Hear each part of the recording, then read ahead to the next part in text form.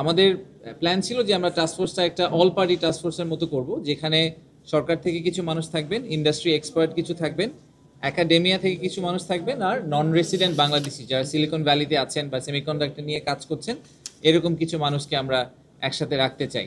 তো প্রত্যেকটা রেপ্রেজেন্টেশন থেকেই 3 জনকে করে নেওয়া হয়েছিল, আর একজন মেম্বার সেক্রেটারি নেওয়া হয়েছিল বিডা থেকে। তো সরকার থেকে ছিলেন, আমি ছিলাম, আমার সাথে আমাদের আব্দুর রহমান খান যিনি এনবিআর এর চেয়ারম্যান উনি ছিলেন, এবং Shish Haider Chowdhury secretary ICT division উনিও ছিলেন। আমাদের ইন্ডাস্ট্রি থেকে এনায়েতুর রহমান যিনি সিইও উলকাসেমি, এনায়েত ভাই এসেছেন আজকে, উনি ছিলেন। Ishtiaq Ahmed chairman Prime Silicon, এবং M A Jabbar managing director Neural Semiconductor, এই 3 জন ছিলেন। একাডেমিয়া থেকে আমাদের বুয়েটের ভিসি স্যার ছিলেন ডক্টর ABM হারুনুর রশিদ, উনি এসেছেন, মেজর জেনারেল মোহাম্মদ নাসিম পারভেজ আমাদের যে MISTর যিনি আছেন কমান্ডেন্ট উনি ছিলেন, যেহেতু আমরা একটু মিলিটারি নিয়েও কাজ করেছিলাম। তার সাথে প্রফেসর সৈয়দ মাহফুজুল আজিজ, জি মাত্র pro vice chancellor BRAC university উনি ছিলেন। আর আমাদের যারা নন রেসিডেন্ট বাংলাদেশি ডায়াসপোরা থেকে একটা বড় গ্রুপ ছিল, তো ওনারা সবাই এখন দেশের বাইরে আছেন, বাট আমি তাদের নামগুলো বলতে তাদেরকে ধন্যবাদ জানাতে চাই, কারণ ওনারা আসলে একটা বড় অংশ কন্ট্রিবিউট করেছেন আমাদের এই প্রসেসটাতে। Masuk Rahman founder Green Quest USA based, Mustafiz Chowdhury একজন সেমিকন্ডাক্টর এক্সপার্ট সিলিকন ভ্যালিতে, এবং Zahirul Alam CEO integrated development foundation IDF বলে, আর আমাদের মেম্বার সেক্রেটারি ছিলেন নাহিয়ান রহমান।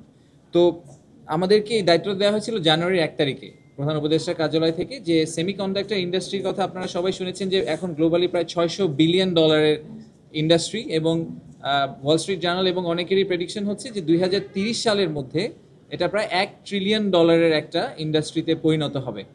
কিন্তু দুঃখের বিষয় হচ্ছে যে বাংলাদেশে এখন পর্যন্ত সেমিকন্ডাক্টর থেকে আমরা যে রেভিনিউটা পাই সেটার পরিমাণ রাফলি $6 মিলিয়ন, একেবারেই ছোট্ট। আমাদের কিছু উদ্যোক্তা আছেন যারা বেশ কিছু দূর এগিয়ে গেছেন, কমপ্লিটলি নিজেদের চেষ্টায় তারা এতদূর চলে গেছেন, সরকার থেকে খুব একটা সাহায্য পাননি। কিন্তু এই জায়গাটাতে আসলে গ্লোবালিও অনেক রিপোর্ট আছে যেখানে বলা হচ্ছে যে সেমিকন্ডাক্টর ইন্ডাস্ট্রি আসলে নেক্সট অয়েল ইন্ডাস্ট্রি, এভাবে বলা হয় যে অয়েল ইন্ডাস্ট্রিতে যেরকম বড় ধরনের ট্রিলিয়ন ডলারের একটা সম্ভাবনা রয়েছে ছিল এবং এখনও ওটা গ্রো করছে, সেমিকন্ডাক্টর ভবিষ্যতে এরকম একটা জায়গায় চলে যাবে। AI, মেশিন লার্নিং, এই প্রত্যেকটা জিনিসের ব্যাক এন্ডেই আসলে সেমিকন্ডাক্টরের একটা বড় ভূমিকা আছে।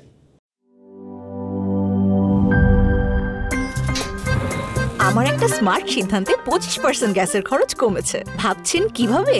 সাধারণ গ্যাস স্টোভ বদলে আমি এনেছি RFL গ্যাস স্টোভ। এর সাইন্টিফিক নজল ও ব্রাস বার্নার ক্যাপ সমানভাবে তাপ ছড়িয়ে রান্না করে দ্রুত, তাই গ্যাসও বাঁচায় 25%, টাকাও বাঁচে 25%। RFL গ্যাস স্টোভ, নিরাপদ ও গ্যাস সাশ্রয়ী।